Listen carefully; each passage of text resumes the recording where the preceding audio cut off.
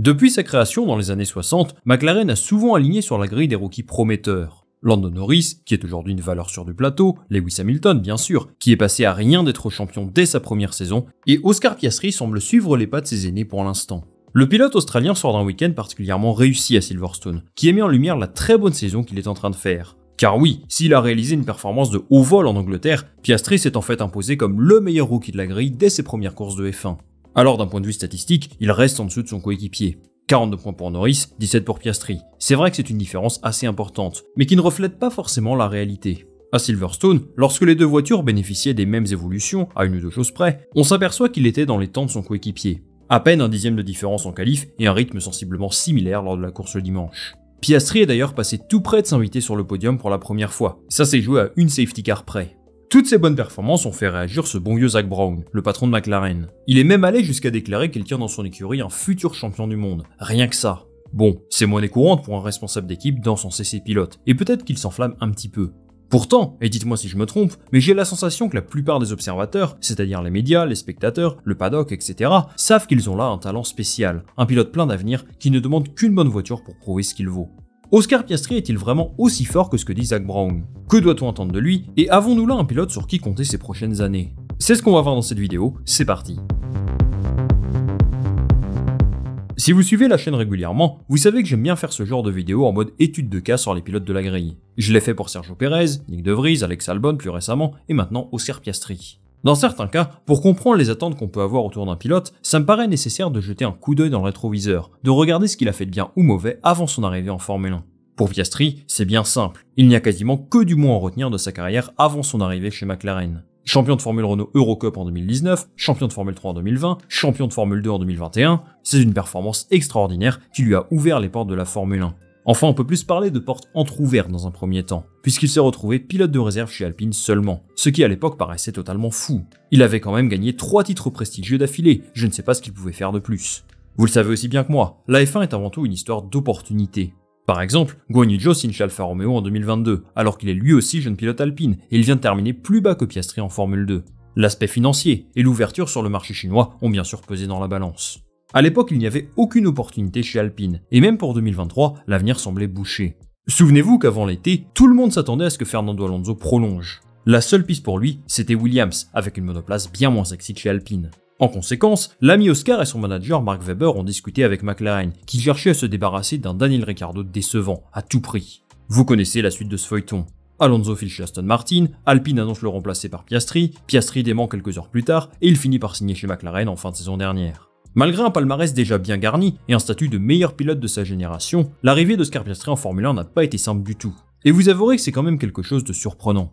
Quoi qu'il en soit, il est aujourd'hui bien installé en Formule 1, pour le plus grand bonheur des fans de McLaren et de ses supporters australiens. Maintenant, après 10 courses en Formule 1, quelle impression nous a-t-il laissé? Au début de la saison, c'était peut-être l'un des 3 pilotes que j'avais le plus hâte de découvrir, parce qu'il est de toute évidence l'un des plus prometteurs depuis longtemps. Pour être honnête avec vous, il m'a un peu laissé indifférent sur les 5 premières courses. Non pas qu'il n'était pas bon, mais il ne m'a pas sauté aux yeux. Ça s'explique par ses résultats. DNF, P15, P11, P19 et quand même une belle P8 à la maison, en Australie. 8ème c'est bien, mais vu le contexte de cette course et tous ses départs arrêtés, j'ai tendance à ne pas trop prendre ça en compte. S'il ne s'est pas particulièrement mis en évidence, sa monoplace y est également pour beaucoup.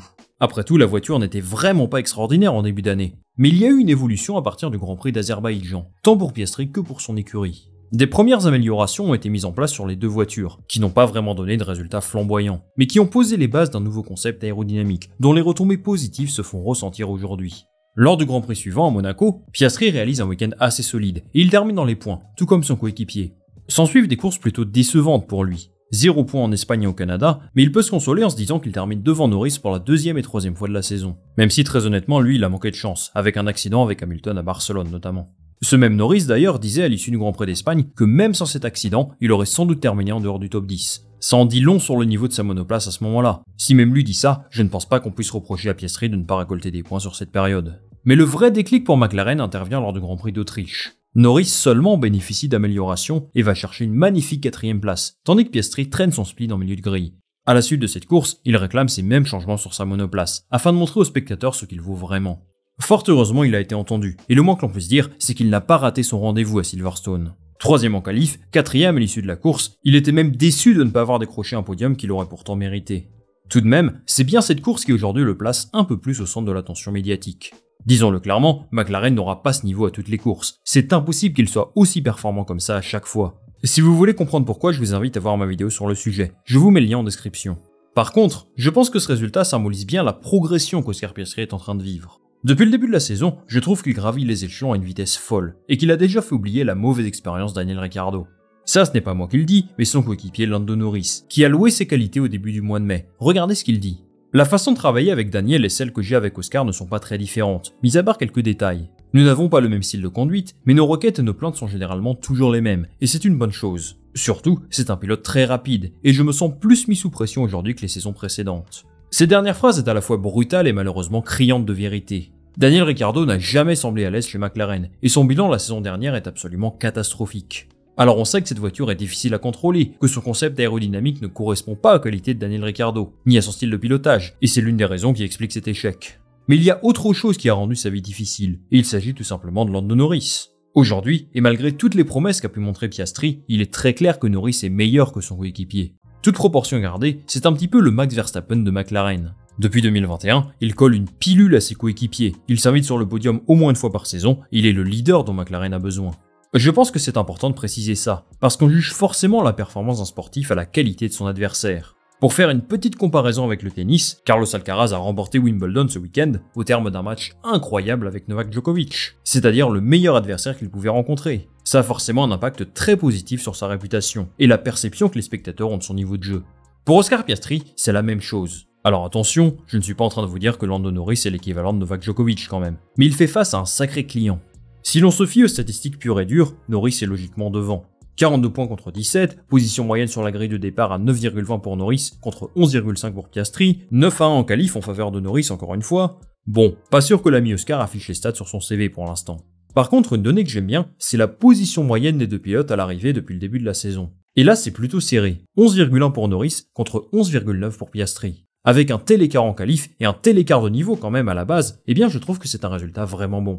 Surtout, et n'oublions pas ça, mais Oscar Piastri est un rookie. Certes un rookie préparé à la F1, qui a beaucoup roulé avec Alpine en test l'an dernier, en simulateur aussi, mais il n'avait jamais roulé en essai libre ou en situation de course, au contraire de Logan Sargeant ou de Nick De Vries par exemple. Oui, Norris est meilleur, et le contraire serait étonnant, mais il connaît une adaptation très rapide à ce nouvel environnement. Il faut également préciser que sa voiture est vraiment compliquée à maîtriser. Regardez ce qu'en a fait Daniel Ricciardo l'an dernier. Réussir à être aussi proche de Norris d'entrée de jeu est quelque chose qu'il ne faut surtout pas sous-estimer. Sincèrement, je ne suis pas sûr que certains autres pilotes confirmés de la grille auraient fait aussi bien que lui. Faire ça avec aussi peu d'expérience, ça prouve ses immenses qualités.